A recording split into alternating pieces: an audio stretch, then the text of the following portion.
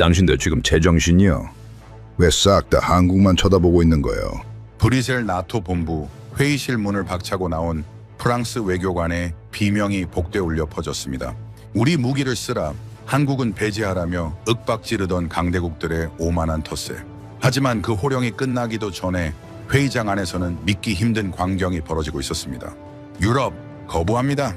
제발 한국에 자리 좀 알아봐 주시오. 독일과 프랑스가 안보 동맹을 운운하며 가스라이팅을 퍼부을 때 폴란드와 체코는 이미 파리로 가던 돈줄을 통째로 꺾어 서울로 달리고 있었습니다. 명분만 앞세운 유럽산 고철 덩어리에 진저리 치던 그들이 24시간 실전 투입이 가능한 한국산 장비와 정밀 공정 설계도를 본 순간 장내는 그야말로 충격 그 자체였습니다. 그런데 놀라운 건 이게 전부가 아닙니다. 훈련 중인 전차 옆에서 검은 연기를 내뿜으며 멈춰선 유럽산 장비들을 비웃듯 영하 40도의 혹한 속에서도 한국의 거대 에너지망과 독보적인 제조 시스템은 단 한 치의 오차 없이 도시의 심장을 뛰게 하고 있었습니다. 아니 한국, 이 속도는 대체 뭡니까? 화려한 수사 대신 어떤 악조건에서도 끝내 돌아가는 지독한 생존 유전자. 30년 전 기술을 배우러 다니던 그 작은 나라가 이제는 유럽의 심장을 멈추게 할 수도 다시 뛰게 할 수도 있는 유일한 구원자가 되어버린 겁니다. 가짜 도덕의 가면이 벗겨지고 전 세계 안보 총책임자들은 물론 경제 수장들까지 싹 다 한국으로 몰려드는 이 전율 돋는 내막. 대한민국이 50년간 숨겨온 치밀한 역전의 설계도와 유럽의 콧대를 단숨에 꺾어버린 그 소름 끼치는 진실을 지금 시작합니다. 영상을 시청하신 후 마음에 드신다면 좋아요와 구독 버튼을 꾹 눌러주세요. 여러분의 관심이 저에겐 큰 힘이 됩니다. 그럼 바로 시작하겠습니다. 유럽이 한국에게 애원하고 있습니다. 못 믿으시겠습니까? 지금 이 순간에도 파리의 외교관들은 서울로 전화를 걸고 베를린의 관료들은 답장을 기다리며 초조하게 발을 구르고 있죠. 한때 한국에게 훈계를 늘어놓던 바로 그 자들이 말입니다. 민주주의를 지키라고 러시아와 척을 지라고 무기를 내놓으라고 명령하던 그 자들이 이제는 문을 두드리고 있습니다. 그런데 이상하게도 한국의 문은 쉽게 열리지 않아요. 저는 사일러스 킹슬리입니다. 스탠포드 국제안보협력센터 석좌 교수이자 전직 백악관 국가안보회의 아시아 담당 보좌관이죠. 어제까지 펜타곤에서 회의를 하고 이 자리에 왔습니다. 요즘 워싱턴의 분위기가 어떠냐고요? 한마디로 패닉입니다. 우리가 30년간 공들여 쌓아온 유럽 중심의 안보 체제가 종이 성벽처럼 무너지고 있죠. 그리고 그 무너지는 잔해 속에서 딱 한 나라만 오히려 더 단단해지고 있습니다. 오늘 저는 그 이유를 여러분 앞에 펼쳐 보이겠습니다. 여러분은 뉴스에서 이런 제목을 보셨을 겁니다. K방산의 기적, 한국의 놀라운 성장. 하지만 그건 장님이 코끼리 다리를 만지는 격이죠. 제가 백악관에서 지켜본 진실은 훨씬 더 잔인하고 치밀합니다. 한국은 단순히 무기를 파는 나라가 아니에요. 유럽이 도덕이라는 이름의 가스라이팅으로 스스로 제조업을 포기할 때 한국은 조용히 전 세계의 실질적인 생존권을 사들이고 있었습니다. 그 설계도를 오늘 펼쳐드리죠. 자, 본론으로 들어갑니다. 유럽이 지금 한국에게 요구하는 것들을 한번 나열해 보겠습니다. 우크라이나의 살상 무기를 무상으로 지원하라. 러시아와의 경제관계를 끊어라. 탄소 규제를 지키지 않으면 수출을 막겠다. 숭고해 보입니까? 저는 전혀 그렇게 보이지 않습니다. 이건 숭고함이 아니에요. 침몰하는 배에서 내지르는 비명이죠. 그리고 그 비명의 정체를 하나씩 뜯어보겠습니다. 먼저 우크라이나 무기 지원 문제입니다. 유럽은 한국에게 포탄을 내놓으라고 압박하죠. 민주주의 동맹의 의무라는 명분을 달고서 말입니다. 그런데 한 가지 물어보겠습니다. 그 포탄 유럽은 얼마나 만들고 있습니까? 독일의 포탄 생산 라인은 사실상 멈춰 있습니다. 프랑스의 군수공장은 밀린 주문을 소화하지 못해 허덕이고 있죠. 정작 자기들은 만들지도 못하면서 한국더러 내놓으라고 합니다. 이게 연대입니까? 저는 이걸 연대라고 부르지 않아요. 자기가 못하는 일을 남에게 떠넘기는 건 연대가 아닙니다. 그냥 무임승차죠. 그것도 아주 뻔뻔한 무임승차입니다. 두 번째는 호르무즈 문제입니다. 한국의 에너지 수송로가 위협받는 상황에서 미국이 동맹국들의 파병을 요청했을 때 유럽 27개국은 공식적으로 거절했습니다. 이건 우리 전쟁이 아니라는 이유였어요. 저는 그 회의록을 직접 봤습니다. 27개국 대표들이 둘러앉아 서로 눈치를 보다가 결국 집단적으로 손을 내저었죠. 그 방에서 나온 결론이 고작 그것이었습니다. 이건 우리 전쟁이 아니다. 한국이 발등에 불이 떨어진 바로 그 순간의 말입니다. 그리고 지금 전쟁이 유럽의 심장부로 옮겨오자 그 자들이 다시 한국을 찾아왔습니다. 이번엔 명령이 아니라 애원을 들고서요. 뻔뻔함에도 등급이 있다면 이건 최상급입니다. 그리고 저는 그 최상급 뻔뻔함을 두 눈으로 목격한 사람이에요. 세 번째는 마크롱의 K방산 견제입니다. 마크롱 대통령은 공개적으로 말했습니다. 유럽의 돈으로 한국 무기를 사면 안 된다고요. 유럽의 안보는 유럽산 무기로 지켜야 한다는 거죠. 그럴듯하게 들립니까? 저는 그 말을 듣는 순간 피식 웃고 말았어요. 폴란드가 왜 한국 무기를 샀는지 아십니까? 프랑스 무기는 비싸고 납기가 늦고 약속을 지키지 않았기 때문입니다. 전쟁이 코앞에 닥친 나라에 가장 필요한 건 연설이 아닙니다. 제때 도착하는 무기죠.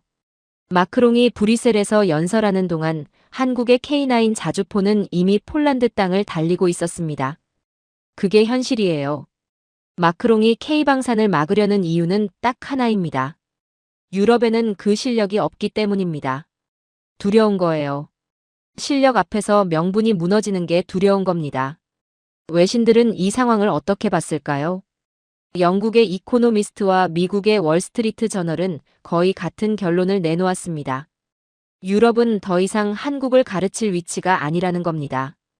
오히려 한국의 제조 능력이 멈추는 순간 유럽의 안보도 그날로 끝난다고 했죠. 이건 한국 언론이 한 말이 아닙니다. 서방 언론이 스스로 인정한 현실이에요. 그리고 그 인정이 얼마나 굴욕적인지 유럽 엘리트들은 너무나 잘 알고 있습니다. 여기서 한 학생이 손을 들었습니다. 교수님, 그런데 한국이 정말 유럽을 무시할 수 있는 위치라면 왜 아직도 나토 회의에 참석하고 서방의 제재에 동참하는 건가요? 결국 한국도 서방 눈치를 보고 있는 거 아닌가요? 좋은 질문입니다. 그런데 그 질문, 전제가 틀렸어요. 나토 회의에 참석하는 게 눈치를 보는 겁니까? 미국 대통령도 유엔 총회에 참석하죠. 그게 눈치입니까? 아니면 판을 직접 장악하는 겁니까? 한국이 서방의 테이블에 앉는 이유는 끌려가기 위해서가 아닙니다. 그 테이블에서 조건을 직접 쓰기 위해서예요. 생각해 보십시오. 천공투를 원하는 나라가 지금 줄을 서 있습니다. K9 자주포 납기를 맞춰줄 수 있는 나라는 지구상에 한국뿐이에요. 미 해군이 군함 정비를 맡기러 한국 조선소 문을 두드리고 있습니다. 이런 나라가 눈치를 본다고요? 아닙니다. 이건 눈치가 아니에요. 사냥꾼이 숲속을 조용히 걷는 겁니다. 떠들 필요가 없는 거죠. 칼자루를 쥔 사람은 소리를 지르지 않습니다. 그냥 움직이면 됩니다. 한국이 지금 딱 그러고 있어요. 독일의 폭스바겐 공장이 문을 닫았습니다. 유럽 제조업의 자존심이 무너지는 순간이었죠. 가르칠 자격은 실력에서 나옵니다. 그 실력이 사라진 자리에 훈계만 남았어요. 훈계만 남은 나라의 목소리는 결국 소음이 되고 맙니다. 유럽이 지금 그 소음의 단계로 접어들고 있습니다.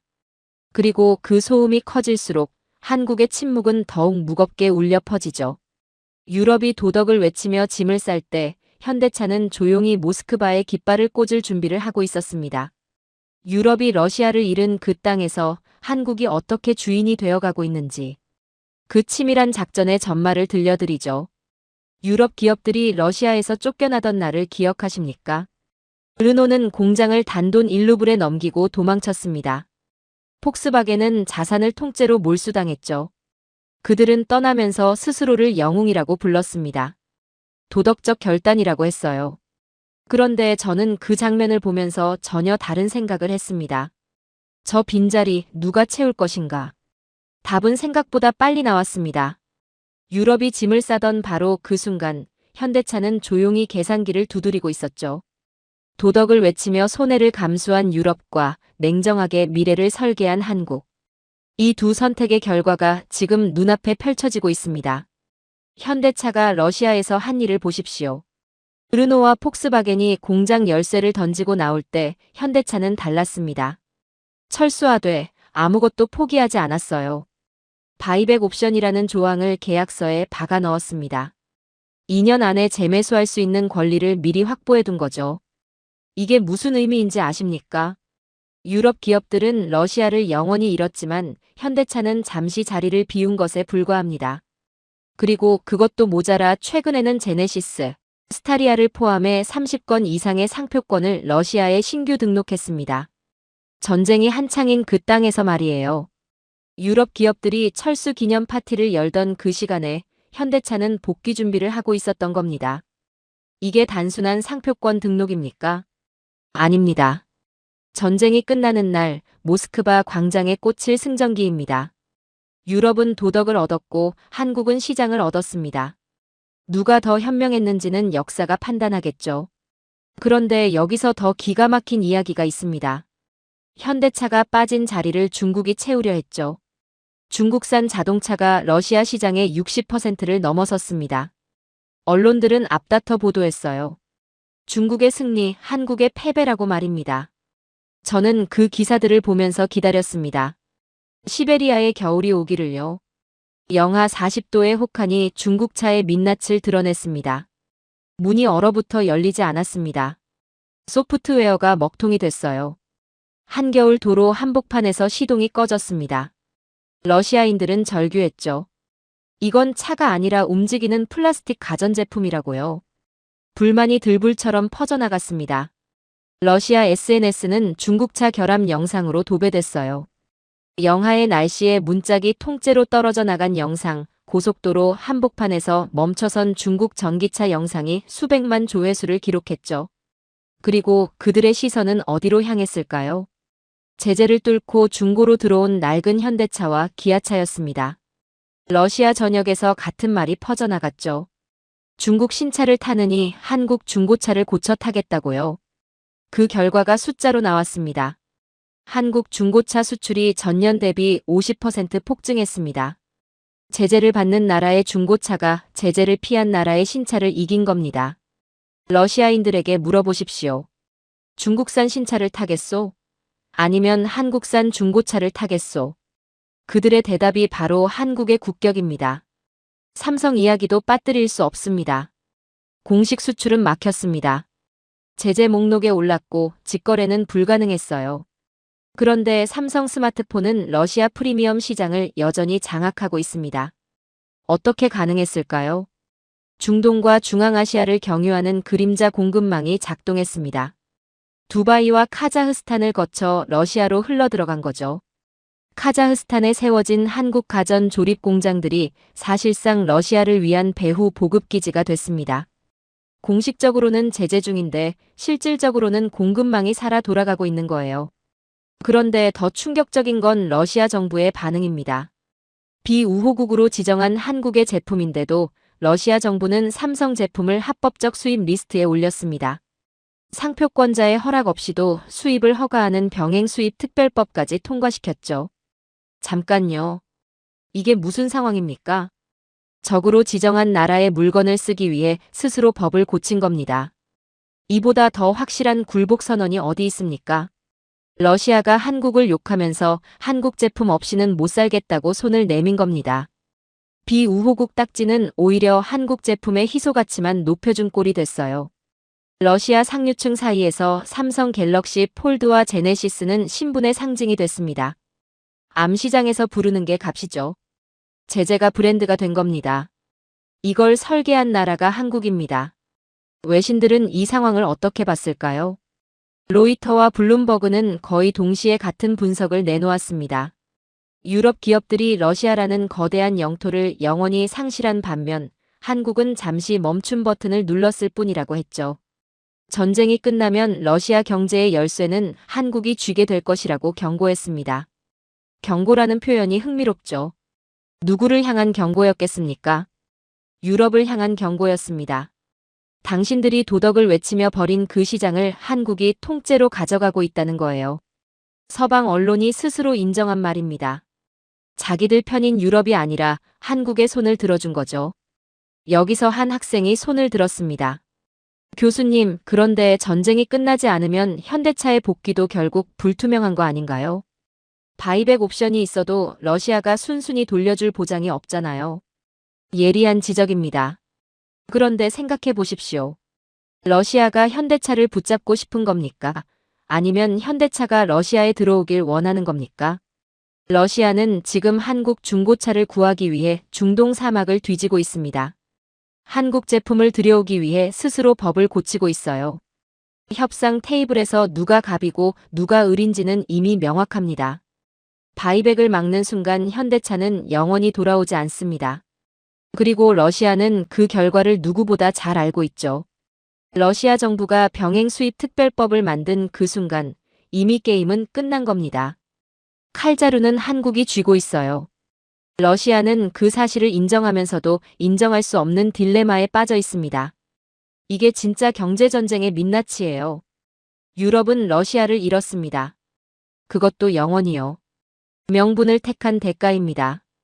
반면 한국은 명분도 지키고 시장도 지켰습니다. 아니, 정확히는 시장을 더 키웠죠. 전쟁 전보다 한국의 브랜드 파워는 러시아에서 오히려 강해졌습니다. 없어서 못 파는 나라가 됐어요. 이것이 전략과 감정의 차이입니다. 유럽은 감정으로 움직였고 한국은 전략으로 움직였습니다. 그리고 그 결과는 지금 숫자와 현실로 증명되고 있죠.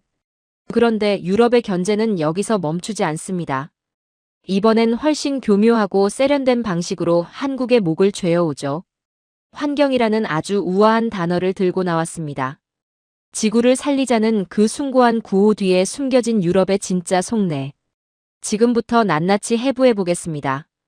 지구를 살립시다. 탄소를 줄입시다. 재생에너지로 전환합시다. 유럽이 지난 20년간 외쳐온 구호들입니다. 숭고하죠. 감동적이에요. 그런데 저는 이 구호들을 들을 때마다 한 가지 질문이 머릿속에 떠오릅니다. 구호를 가장 크게 외치는 나라가 실제로 가장 깨끗한 나라일까요? 답부터 말씀드리죠. 아닙니다. 러시아 가스가 끊기던 날 유럽에서 무슨 일이 벌어졌는지 아십니까? 독일이 가장 먼저 움직였습니다. 탈원전을 선언하고 폐쇄했던 석탄 화력 발전소를 즉각 재가동했죠.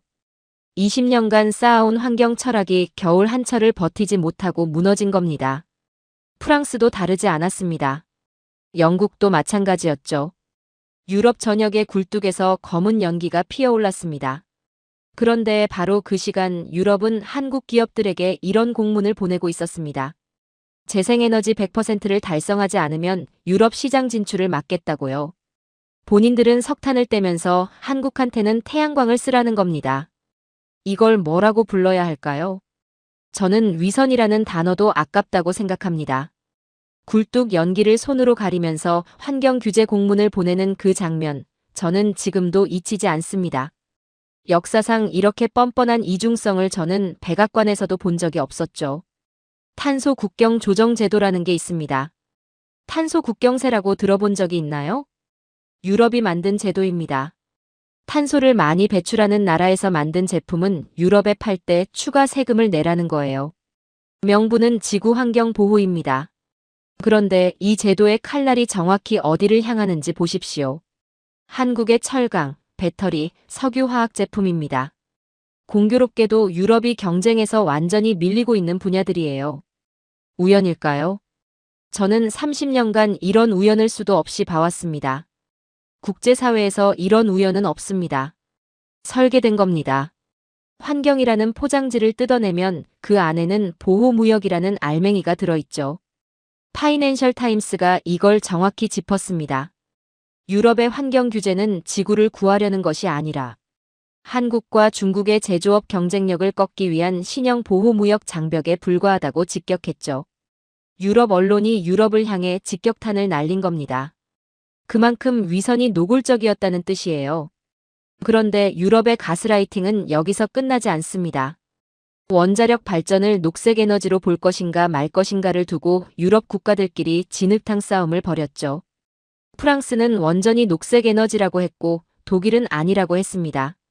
수년째 기준이 고무줄처럼 늘었다 줄었다 했어요. 자기들끼리 기준도 못 정하면서 한국 기업들에겐 기준을 지키지 않으면 수출을 막겠다고 협박했습니다. 판을 짜는 사람이 규칙도 마음대로 바꾸는 겁니다. 이건 규제가 아니에요. 경제적 무기입니다. 그리고 그 무기의 표적은 처음부터 한국이었죠. 자, 그렇다면 한국은 이 공격 앞에 무릎을 꿇었을까요? 전혀 그렇지 않습니다. 오히려 정반대의 일이 벌어졌어요. 유럽이 에너지 대란으로 허덕이는 사이 한국은 조용히 움직였습니다. 체코로 갔습니다. 폴란드로 갔죠. 동유럽의 심장부에 한국 원전의 깃발을 꽂았습니다. 한국 수력 원자력이 이끄는 팀 코리아가 체코 두코바니 원전 사업을 수주했어요. 유럽 한복판에서 말입니다. 체코가 왜 한국을 선택했을까요? 답은 단순합니다. 프랑스는 말만 번지르르 하고 납기를 못 맞췄습니다. 한국은 약속을 지켰죠. 핀란드 올킬루오토 원전을 보십시오. 유럽 기업이 맡은 그 원전은 무려 14년이 지연됐습니다.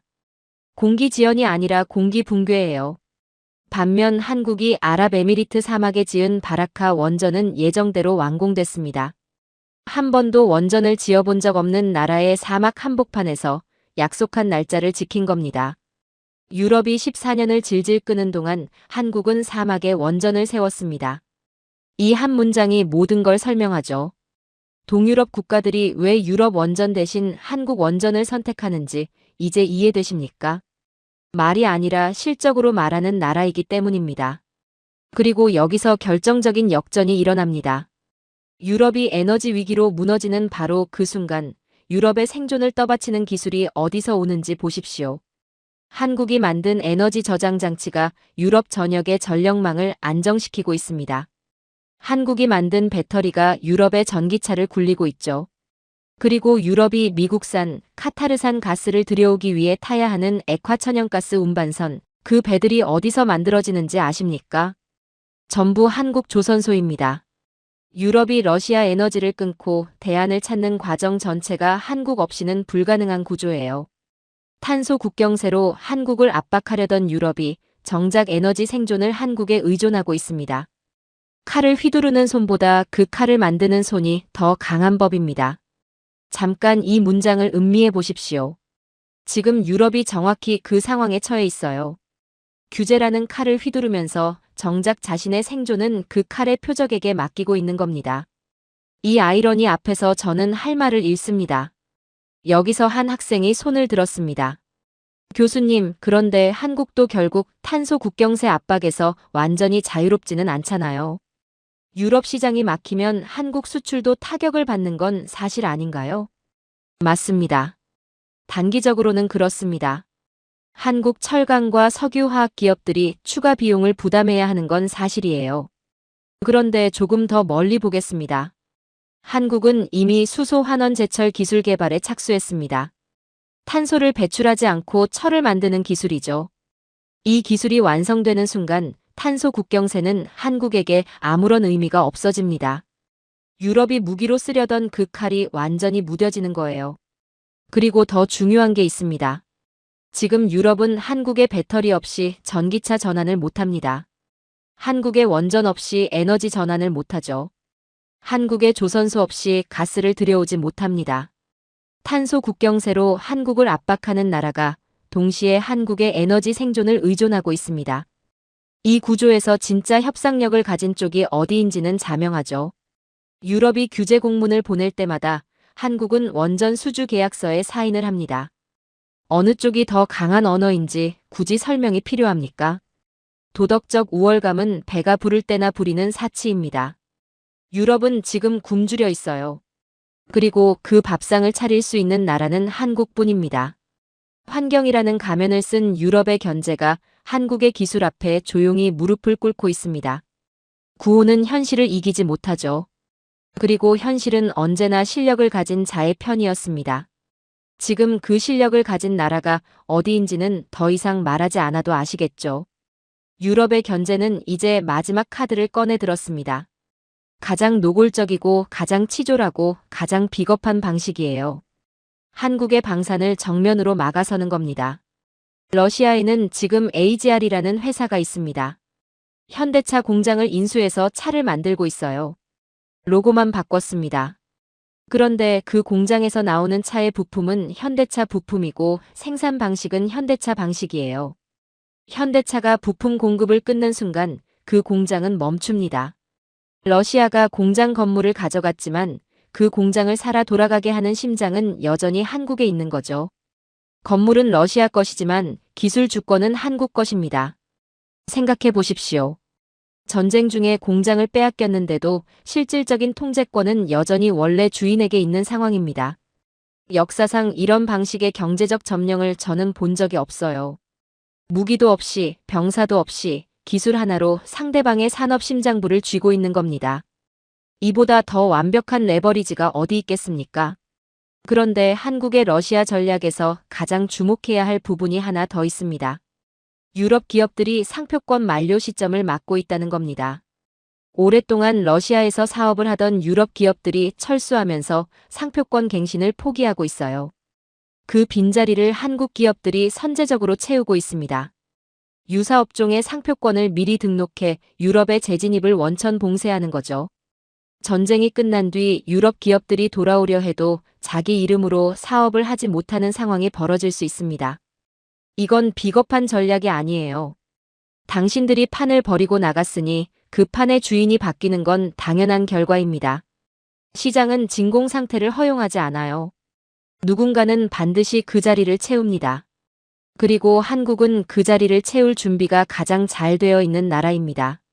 로이터와 파이낸셜 타임스가 이 상황을 분석했습니다.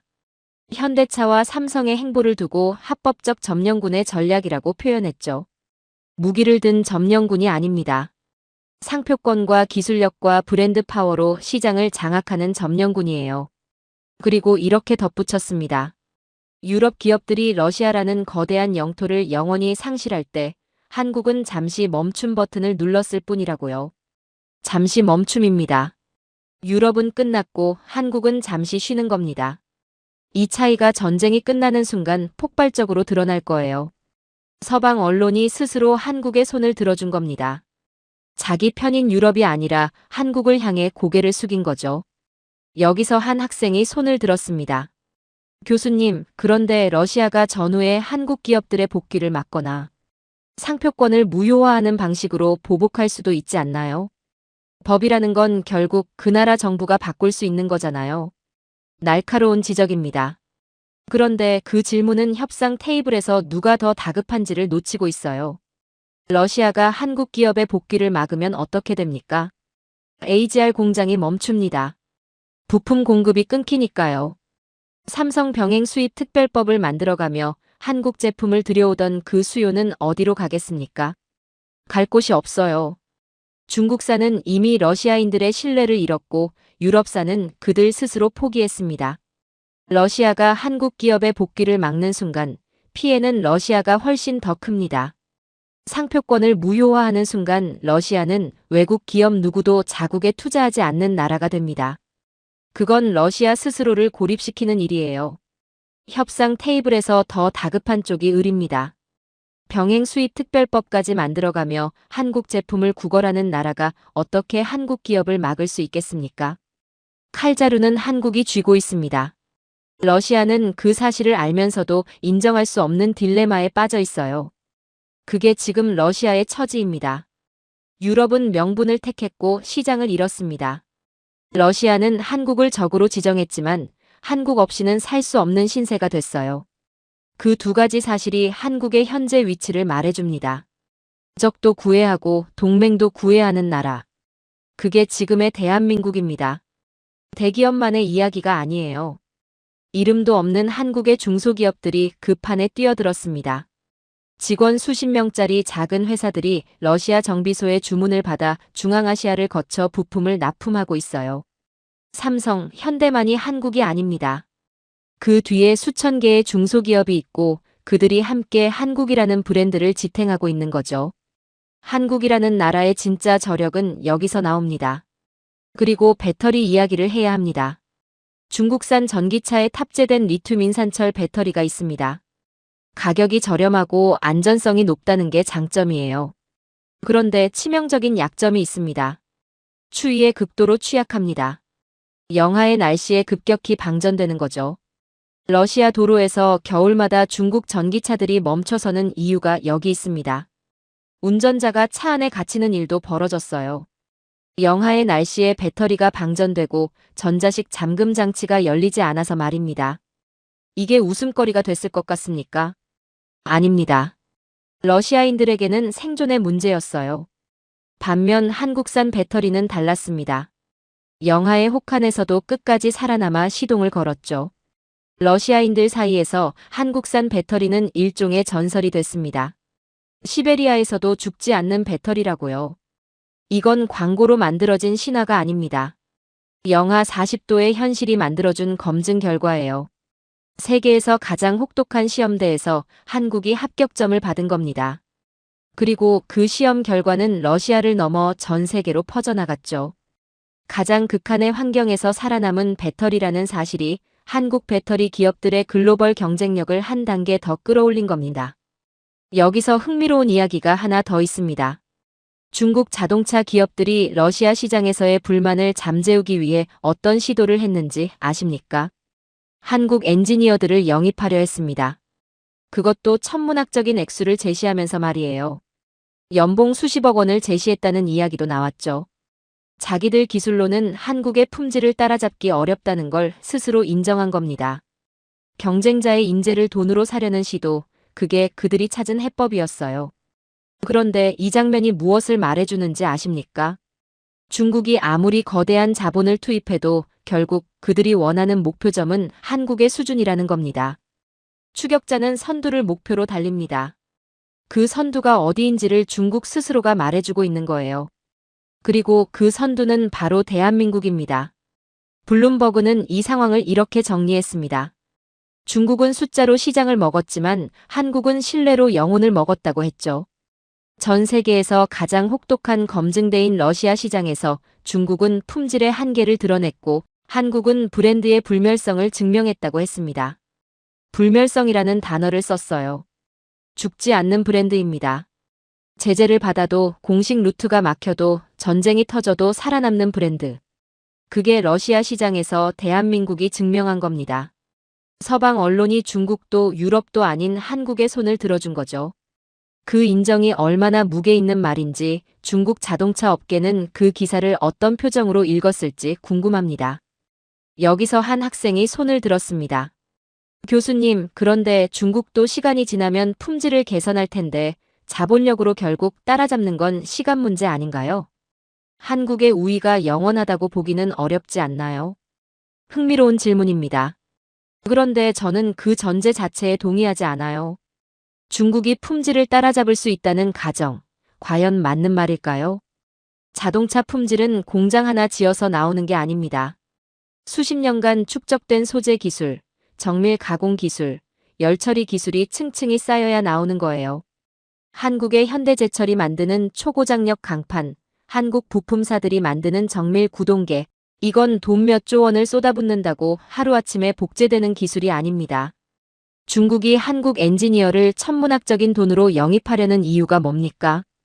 자기들 힘으로는 안 된다는 걸 스스로 인정한 겁니다. 품질의 벽이 그만큼 높다는 거예요. 그런데 품질만이 전부가 아닙니다. 설령 중국이 언젠가 품질 격차를 좁힌다고 가정해 봅시다. 그래도 넘을 수 없는 벽이 하나 더 있어요. 신뢰입니다.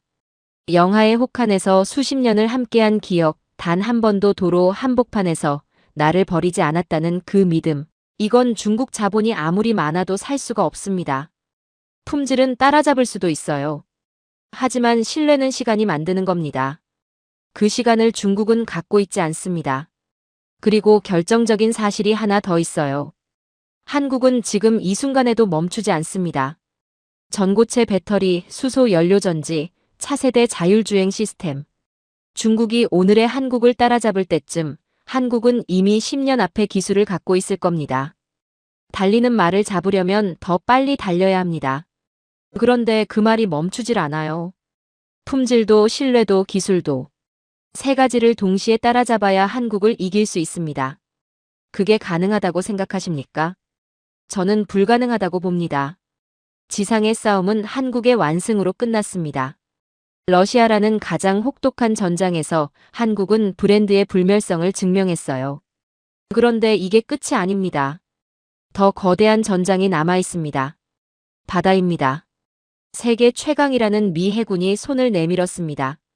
도와달라고요.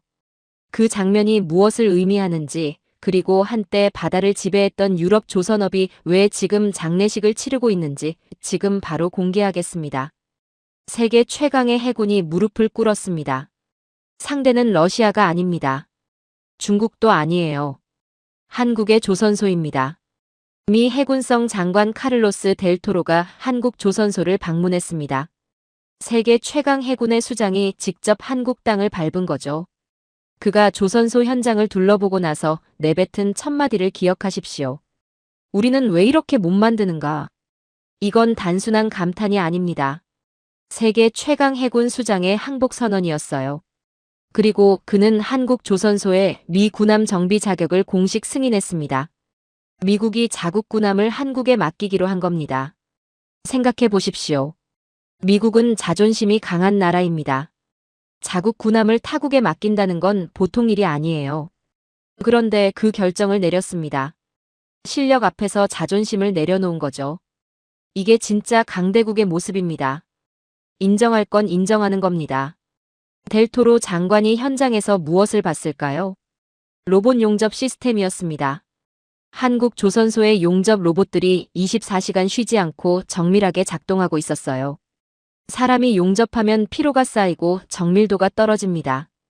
그런데 로봇은 새벽 3시에도 처음과 똑같은 정밀도로 용접을 합니다. 그걸 보고 델토로 장관이 탄식했습니다. 미국 조선소는 100년 뒤처졌다고요.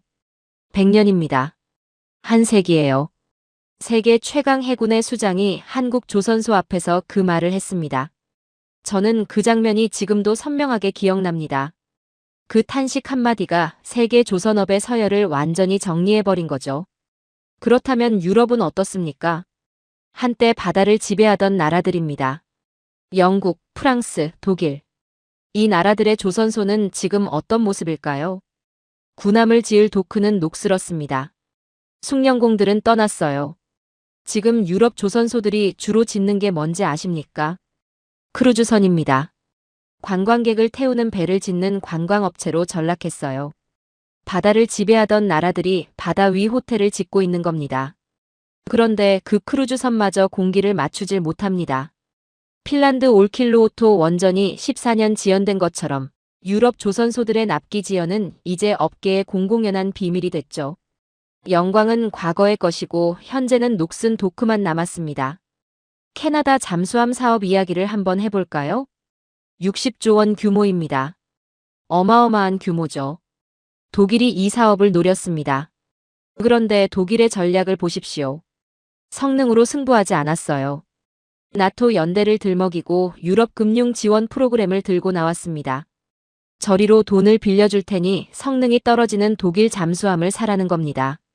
이게 정상적인 경쟁입니까? 실력으로 안 되니 돈장난으로 승부를 조작하려 한 거죠. 그런데 캐나다의 반응이 통쾌했습니다.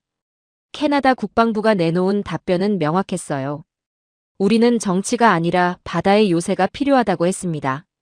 그리고 한국 조선소의 압도적인 건조 속도와 기술력에 관심을 보였죠. 방한한 캐나다 고위직들이 한국 잠수함의 정숙성과 리튬 전지 기술을 보고 했던 말이 있습니다. 이것은 지구의 기술이 아니라고요. 지구의 기술이 아니라는 말, 이보다 더 강한 찬사가 있을까요? 독일이 돈 보따리를 들고 왔을 때 한국은 기술로 답한 겁니다. 그런데 유럽의 굴욕은 여기서 끝나지 않습니다. 유럽이 러시아 가스를 끊고 미국과 카타르에서 가스를 들여오기로 했습니다. 에너지 자립을 선언한 거죠. 숭고한 결단처럼 보입니다. 그런데 그 가스를 실어 나를 배가 어디서 만들어지는지 아십니까? 전부 한국 조선소입니다. 액화 천연가스 운반선, 세계에서 가장 기술적으로 까다로운 배 중 하나입니다. 영하 163도의 초저온 상태를 유지하면서 가스를 운반해야 하거든요. 그 배를 만들 수 있는 나라가 사실상 한국뿐입니다. 유럽이 러시아 에너지를 끊겠다고 선언하는 순간 그 선언의 시련은 한국 조선소에 달린 겁니다. 에너지 독립을 외치면서 한국 없이는 그 독립이 불가능한 구조예요. 이 아이러니를 유럽 엘리트들은 얼마나 불편하게 느끼고 있을까요? 월스트리트 저널은 이 상황을 이렇게 표현했습니다. 미 해군이 한국 도크에 군함을 맡기는 순간 대양의 패권은 설계자가 아닌 제조자에게 넘어갔다고 했죠. 설계자와 제조자. 이 두 단어의 차이를 생각해 보십시오.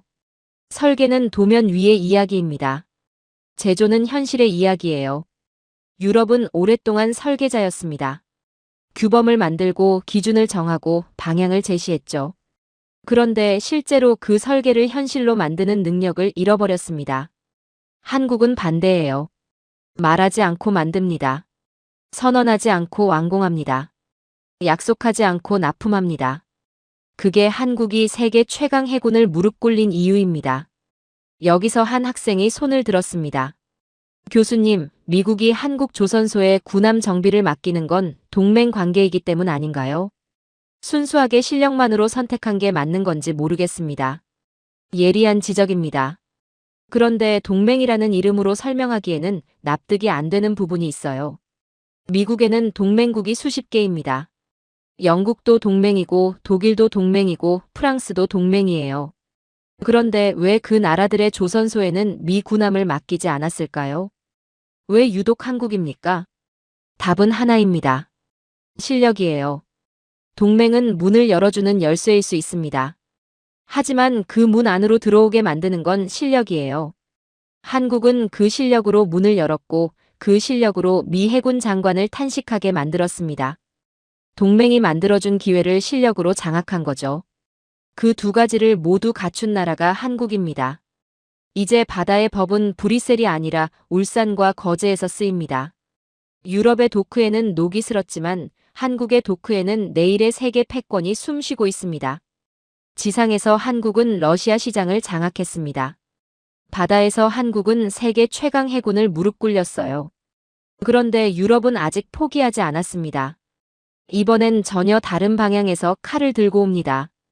미국이라는 거인이 두려워진 유럽이 한국을 자신들의 방패로 삼으려는 음모를 꾸미기 시작했습니다. 그 추악한 계략을 지금 바로 공개하겠습니다. 브뤼셀에서 비밀 회동이 열렸습니다. 공식 일정에는 없었습니다. 보도 자료도 없었어요. 카메라도 없었죠. 그런데 그 방 안에서 오간 이야기가 흘러나왔습니다. 내용은 충격적이었어요. 유럽이 한국을 방패로 쓰기로 했다는 겁니다. 어떻게 된 일인지 처음부터 짚어보겠습니다. 트럼프가 돌아왔습니다. 관세 폭탄이 날아들었어요. 유럽산 자동차의 25%, 철강의 25%, 반도체의 추가 관세. 유럽 경제가 흔들리기 시작했습니다. 그런데 유럽의 반응이 흥미로웠어요.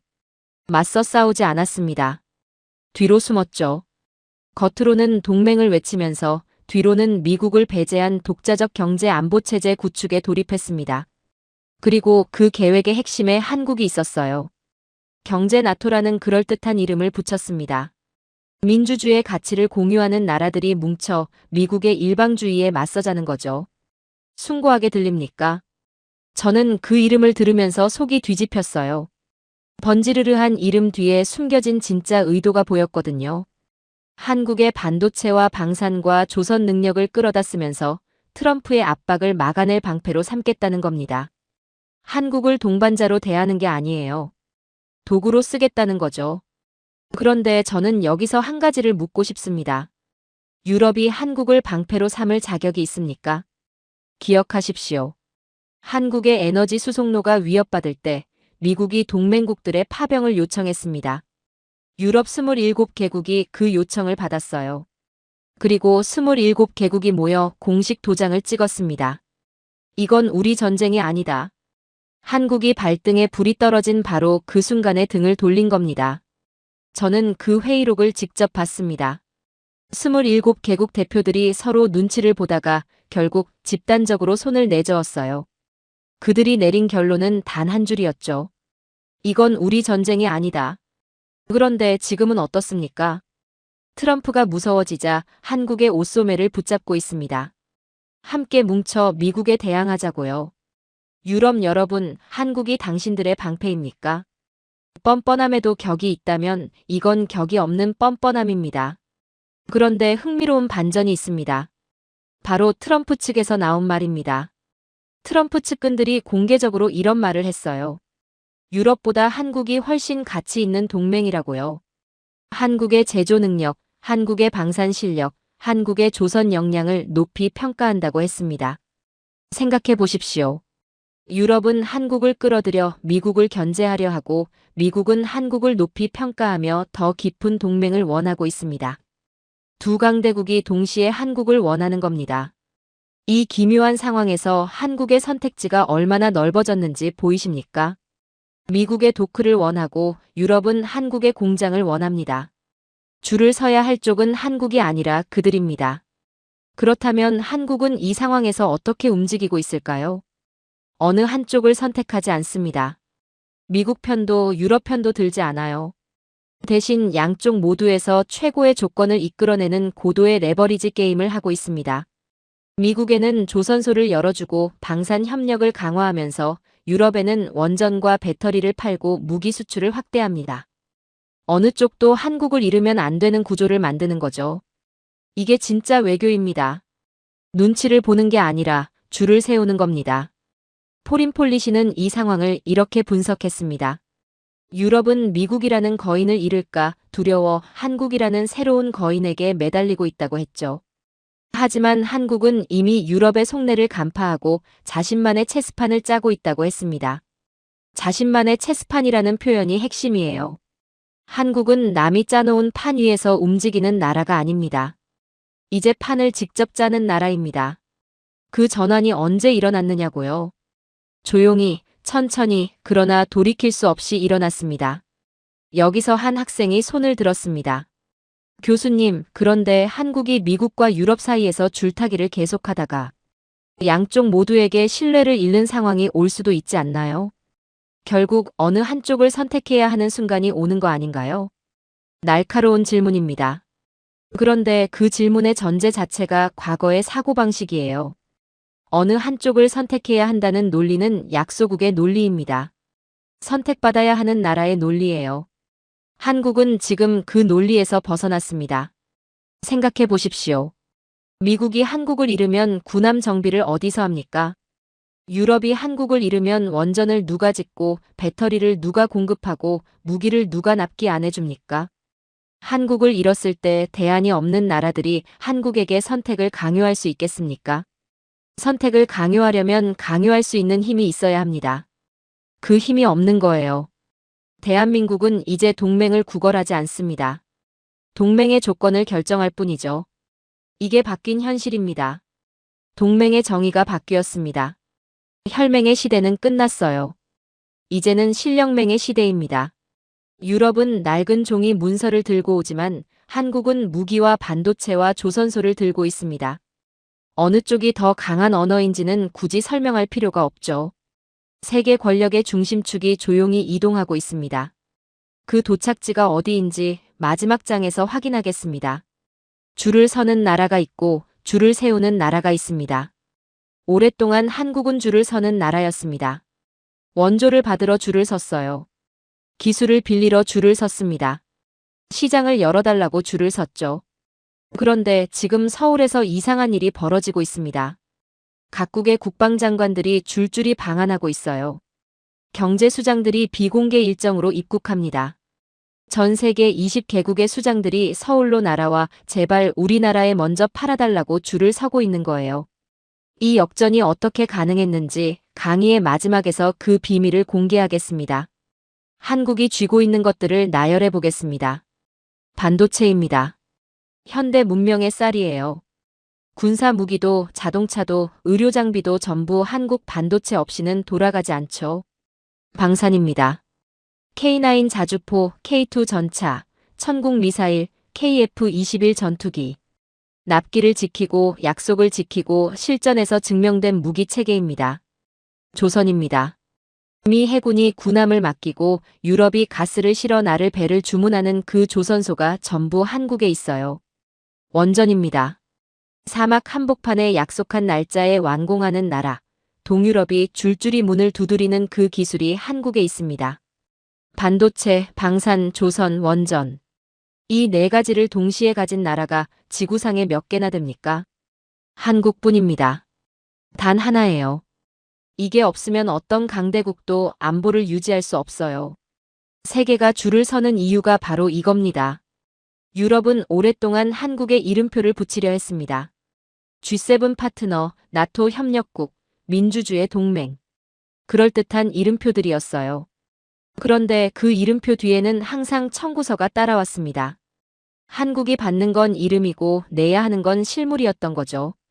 그런데 이제 한국은 그 게임의 규칙을 바꿨습니다. 유럽이 경제 나토를 제안할 때 한국은 냉담하게 반응했어요. 대신 중동으로 갔고 중앙아시아로 갔고 동남아시아로 갔습니다. 유럽이 붙여주는 이름표 대신 한국 스스로 만드는 공급망을 선택한 겁니다. 이름이 아니라 실리로 움직이는 외교, K실리 외교의 완성이에요. 그 결과 동유럽과 북유럽 국가들이 한국 기업 공장을 유치하기 위해 법인세를 낮추고 토지를 무상으로 제공하고 인프라를 국가가 직접 깔아주겠다고 나서고 있습니다. 불과 몇 년 전 한국에 탄소세를 매기겠다고 협박하던 그 나라들이 이제 와달라고 애원하고 있어요. 여기서 한 학생이 손을 들었습니다. 교수님, 그런데 한국이 이렇게 강해졌다고 해도 미국이나 중국처럼 압도적인 군사력이 없으면 결국 한계가 있지 않나요? 경제력만으로 세계 질서를 바꿀 수 있다고 보시는 건가요? 거꾸로 묻겠습니다. 21세기의 전쟁이 탱크와 미사일만으로 이루어진다고 생각하십니까? 반도체 공급을 끊으면 어떤 군사 시스템도 작동하지 않습니다. 미사일 유도 시스템, 전투기 항법 장치, 드론 제어 시스템, 전부 반도체 없이는 작동하지 않아요. 배터리 공급을 끊으면 전기 추진 군함이 멈춥니다. 조선소가 없으면 함대를 유지할 수 없어요. 한국은 지금 이 모든 것을 쥐고 있습니다. 총 한 발 쏘지 않고도 상대를 움직일 수 있는 능력, 그게 진짜 21세기의 힘이에요. 총구를 들이대는 나라보다 그 총을 만드는 나라가 더 강한 겁니다. 대한민국은 이미 그 위치에 올라섰습니다. 이제 마지막 말씀을 드리겠습니다. 저는 30년간 백악관에서 수많은 나라의 흥망성쇠를 지켜봤습니다. 자원이 많아서 강해진 나라, 인구가 많아서 강해진 나라, 지리적 이점으로 강해진 나라들을 봤어요. 그런데 대한민국은 그 어떤 조건도 갖추지 못했습니다. 전쟁 폐허에서 시작해 아무것도 없던 해변에 세계 최대 조선소를 세우고 사막에 원전을 완공하고 세계 최강 해군이 머리를 숙이게 만들었습니다. 이게 기적처럼 보입니까? 아닙니다. 이건 선택의 결과예요. 감정이 아니라 실력으로, 명분이 아니라 실적으로, 구호가 아니라 완공으로 승부한 나라의 당연한 결과입니다. 유럽이 연설하는 동안 한국은 납품했어요. 유럽이 도덕을 외치는 동안 한국은 공장을 돌렸습니다.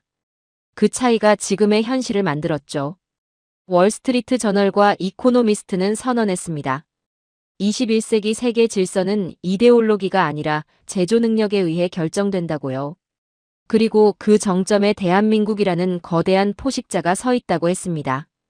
포식자는 구걸하지 않습니다. 포식자는 선택하죠. 줄을 서는 시대는 끝났습니다. 이제 대한민국이 세우는 줄에 누가 가장 먼저 서게 될지 전 세계가 숨죽이며 지켜보고 있어요. 한국을 단순한 동맹으로 보지 마십시오. 그들은 이미 당신들의 생사여 탈권을 쥐고 있습니다. 이것이 바로 우리가 직면한 위대한 한국의 시간입니다. 오늘의 사연은 여기까지입니다.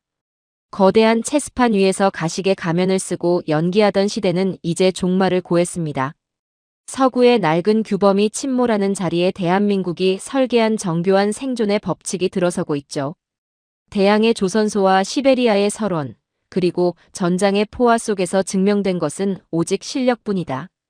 이제 세계는 서울을 중심으로 재편된 새로운 황금빛 공급망의 궤적을 따라 움직이기 시작했습니다.